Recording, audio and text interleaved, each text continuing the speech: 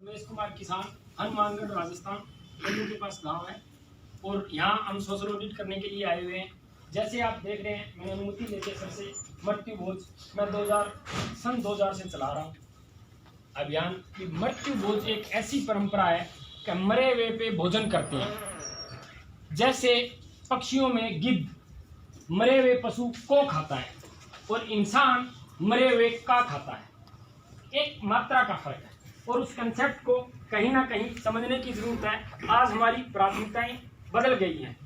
जहां पैसा हमें परिवारों को, हमारे बच्चों की शिक्षा पे लगाना चाहिए था, वहां 5-5, 6-6 लाख, राजस्थान में 8 लाख, हरियाणा में, पंजाब में आप चले जाइए 20-20 लाख मृत्यु भोज पे लगाते हैं। घर से एक आदमी जा रहा है, आंगन में मिठाइयां बन रही है, सामने से बहन बेटी रोती हुई आ रही है, जो उसका बाप है, भाई है जिसके लिए, और सामने से उसका भतीजा भाई लड्डुओं की, जलेबी की प्लेट्स लेके दौड़ रहा है गेस्ट को खिलाने के लिए।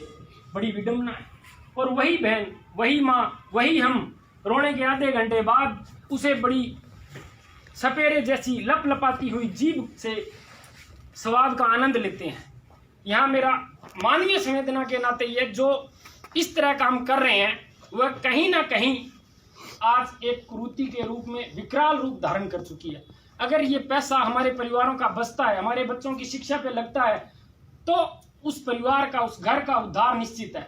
मृत्यु भोज से किसी तरह का उद्धार नहीं है, किसी तरह का पुण्य नहीं है। जो पुण्य के कंसेप्ट है वो मृत्यु भोज में कहीं नहीं है। एक समय की रीति थी लेकिन आज कुरीति है। उस समय की रीति में ये था कि साधन नहीं थे, रहना पड़ता था तो भोजन खिलाना भी पड़ता था। आप अगर हिमाचल जाएंगे, हिमाचल में आज भी 13 दिन तक सब्जी में दाल का तड़का नहीं, दाल या सब्जी में तड़का नहीं लगता। नमक हल्दी की और सादा रोटी खिलाई जाती है। आप वहां से भी प्रेरणा ले सकते हैं। क्या उनको पुण्य नहीं चाहिए, हमें ज्यादा चाहिए? या हम हमारी आधे घंटे के लिए, आज व्हीकल है, कार है, गाड़ी है, रिश्तेदार 100 किलोमीटर से ज्यादा है ही नहीं, 150 किलोमीटर से ज्यादा नहीं है। 9 बजे घर से चले, 12 बजे पहुंच गए, 1 घंटा रुके। क्या 1 घंटा हम हमारे जीभ पे और पेट पे नियंत्रण नहीं रख सकते? अगर नहीं रख सकते तो सांप और पेटारुओं में हमारा उसी के इक्वल है, किसी तरह का फर्क नहीं है। कोई शिक्षा का हमारे जो ग्रहण की है उसका कोई उद्देश्य नहीं है। शिक्षा जो आई है उसे कहीं ना कहीं मनन करें, समझें। कभी शिक्षा जो ग्रहण की है ये काम अशिक्षित लोग करते थे। अब शिक्षा का अगर हम नहीं समझ पा रहे हैं कि भी भोजन की कहाँ आवश्यकता है और कहाँ पैसे की जरूरत है, कहाँ नहीं है, इस जो डिवाइडेशन करना है, हमें समझना है, वो बहुत जरूरी है। आज और भी हमारी मूल प्राथमिकताएं शिक्षा से भटक गई हैं, तो अगर शिक्षा से भटकेंगे तो हमें नुकसान है।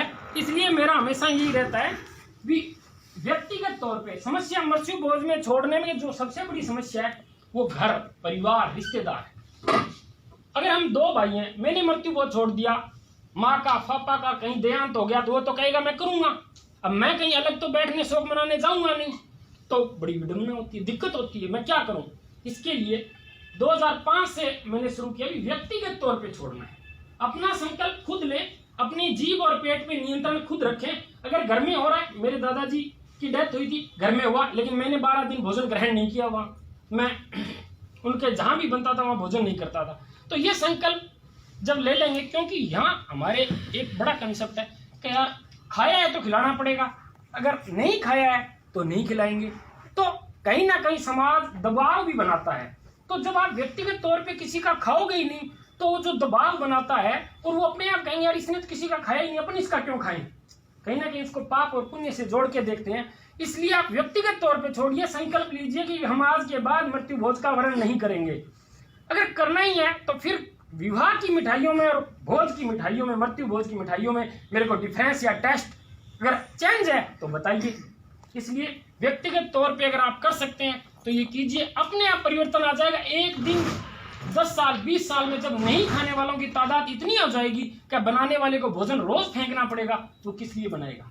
और ऐसे ही बंद होगा। सामूहिक तौर पे अपन चाहें ये बंद हो जाए, नहीं बंद हो सकता। इसके लिए हमने वर्कशीट बुक भी छपवा रखी है। भी व्यक्तिगत तौर पे जो व्यक्ति जुड़ना चाहता है वो विवरण इसमें भर सकता है, अपनी रसीदें।